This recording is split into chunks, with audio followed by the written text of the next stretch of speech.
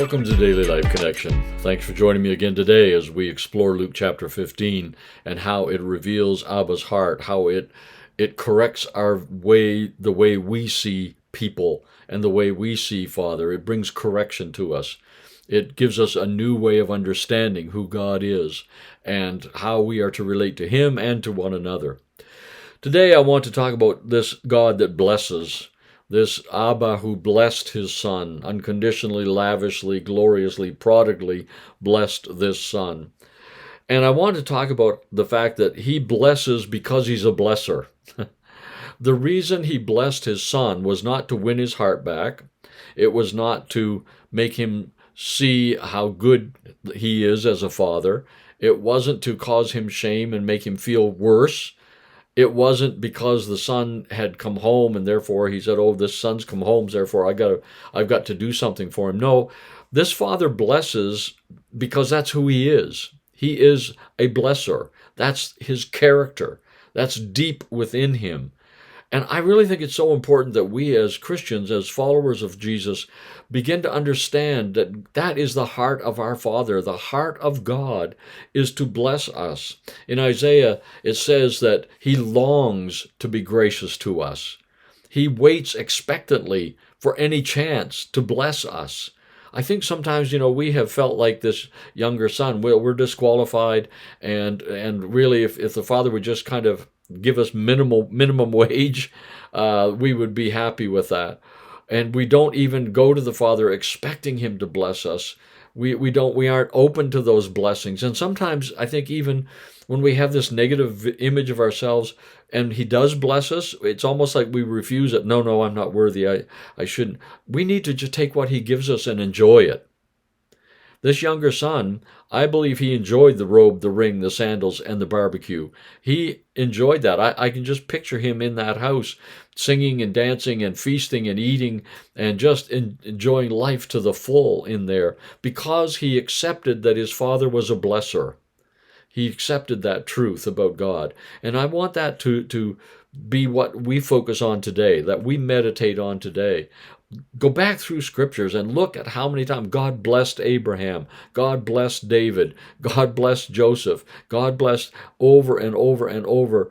The men and women of the scriptures are blessed because Father is a blesser. I mean, look at Genesis chapter 1, 2. He creates Adam and Eve, and what's He do? He gives them everything. He puts everything under their authority, everything under their reign, their dominion. And He says, be blessed, be fruitful, multiply, let life become rich and full. Wow, right in the beginning, God is a blessor. He blesses humans with everything. And then over and over, He longs to call them back. Come on back where I can bless you. Come back where I can bless you. You see, I don't believe God withholds His blessings when we wander away. The Father didn't withhold His blessings because the Son's bad behavior. He couldn't give them to him because the Son wasn't present. Whenever we make ourselves present to God, we can expect to be blessed. We can expect Him to empower us to be who He created us to be, to empower us and give us what is necessary. Well, in 1 Peter, it says it, doesn't it? It says He has given us everything for life and for godliness. He's given us it all. He just blesses us richly over and over and over and over again. And we shouldn't feel shamed by that. We should rejoice in who He is. So I want to encourage us today to rejoice in this Father who is such a blessor. He just blesses extravagantly, prodigally His people. I want us to come to God today, and with that Isaiah passage in mind, to come before God and believing that He is longing, He is waiting expectantly for us to show up just so He can bless us. I believe this Father had that ring and the robe and the sandals and the fatted calf. He had it all ready.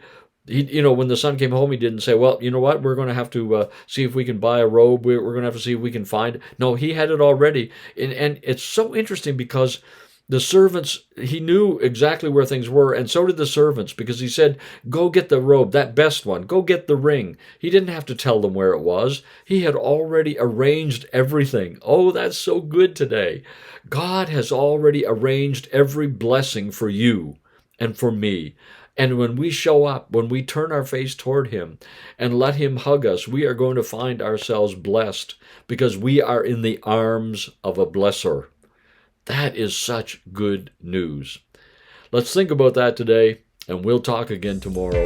God bless.